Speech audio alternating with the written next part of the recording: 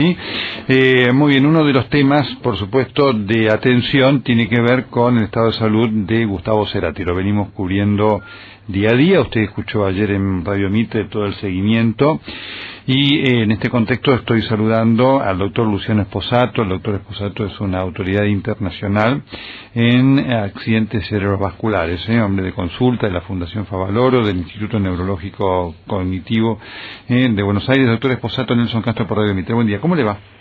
¿Qué tal, Nelson? Buen día, ¿cómo estás? Un gusto en saludarlo. ¿Cómo está Cerati? Igualmente.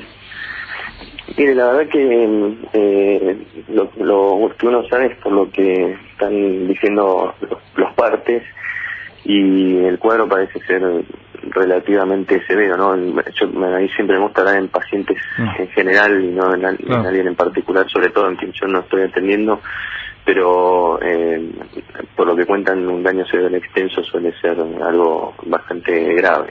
Efectivamente, en este contexto y además, obviamente, cuando se producen casos en personas populares del arte, de la política y demás, siempre esto tiene un efecto ilustrativo para la ciudadanía, ¿no? Y sobre todo para conocimiento y para prevención. Una obstrucción de la arteria carótida izquierda, del hemisferio cerebral izquierdo, ¿qué es lo que produce y qué, digamos, potencialidad evolutiva tiene y conlleva?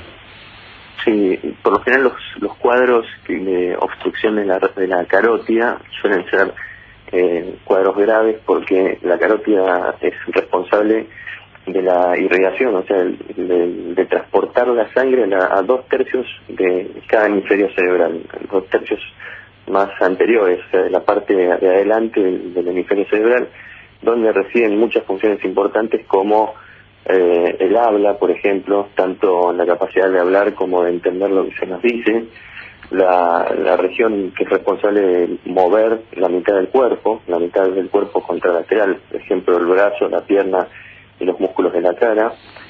Después también por el hemisferio izquierdo, en esa región pasan las fibras, para que la gente pueda entender, los cables que llevan la información desde el ojo hasta la región del cerebro que es responsable de procesar todas las imágenes, por lo que por lo general se pierde la visión en la mitad del campo visual.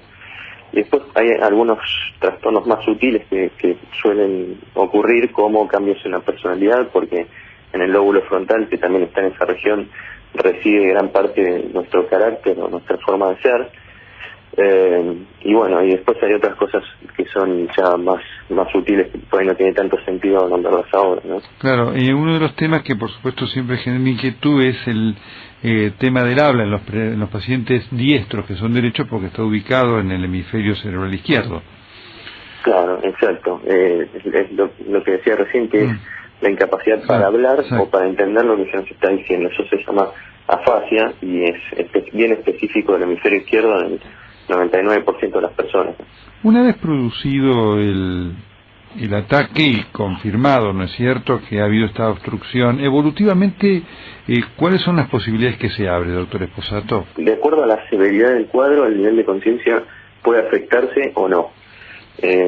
Lo más frecuente es que en este tipo de accidentes cerebrovasculares, que son los isquémicos, no se afecte tanto a nivel de conciencia, pero cuando se supera cierto nivel de severidad sí ocurre eso. Y después ya el pronóstico de estos pacientes va a depender en gran parte en el tiempo que tarden en recuperar su conciencia, en el tiempo que tarden en salir del coma. Cuanto antes salgan, más chances de rehabilitarse van a tener en el futuro, más posibilidades de recuperarse y de volver a su situación normal antes del accidente cerebrovascular. Igualmente, cuando un paciente persiste durante mucho tiempo en coma, uno ya asume que va a quedar con secuelas, y esas secuelas pueden llegar a ser importantes en algunos casos. De lo que se viene conociendo en algunos de los partes de su información, el doctor Esposato, está afectando o complicando el estado de Gustavo Cerati un edema cerebral con compromiso del tronco y algún fenómeno de desplazamiento. ¿Esto en qué se traduce para que lo pueda entender el oyente lego que nos está escuchando? Sí, el tronco cerebral es una estructura que tiene muy pocos centímetros, y es la parte del encéfalo, el cerebro, que une lo que nosotros conocemos habitualmente como el cerebro con la médula espinal. y es una zona donde hay mucha concentración de estos mismos cables de los que hablaba, que son las fibras, los axones de las neuronas que vienen de la corteza cerebral.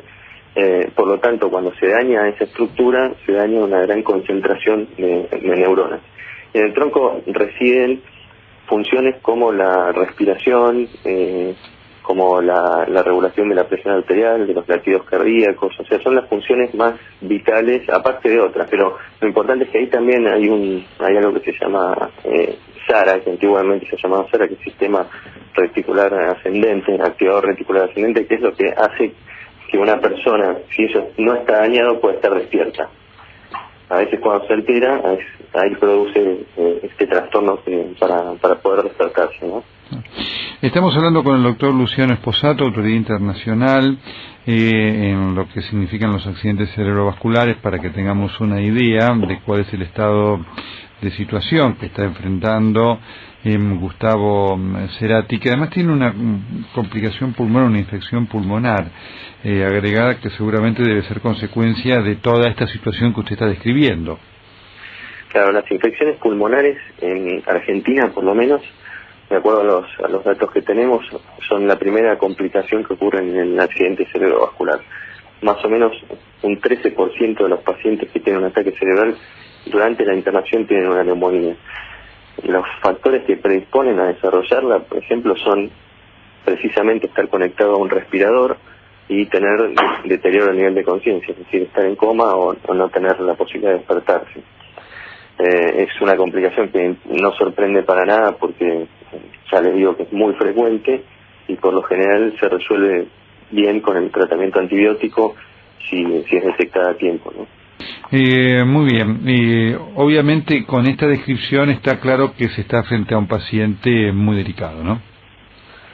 Y sí, la verdad que es un cuadro que uno ya se imaginaba que era delicado por la cirugía que se hizo en su momento, que es esta craniectomía descompresiva, que es el agujero que se hace en el cráneo para que el cerebro pueda salir y de esa forma aliviar la presión, ¿no? Eso se hace en muy pocas personas, se hace con motivo de salvar la vida del paciente. Claro. Por lo general es una situación extrema.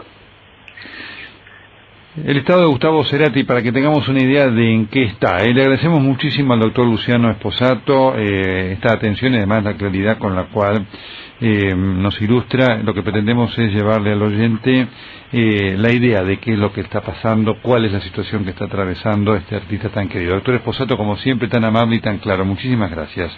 Muchas gracias, Nelson. Un gusto hablar con usted. Igualmente para nosotros. El doctor Luciano Esposato, por Mitre.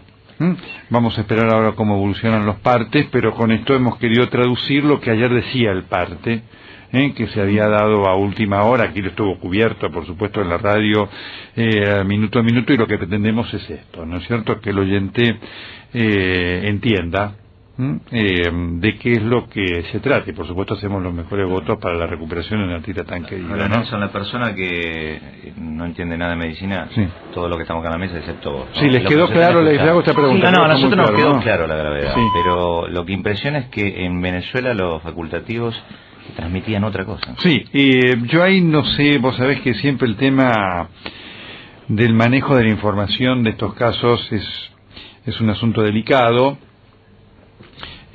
Siempre esto se hace en consenso con la familia, y realmente por eso ahora podemos tener una precisión. Yo no quise hablar mucho más sobre esto porque efectivamente lo que venía desde Venezuela daba idea de algo, de cierto optimismo, un optimismo que no era, ¿cómo te puedo decir, Horacio?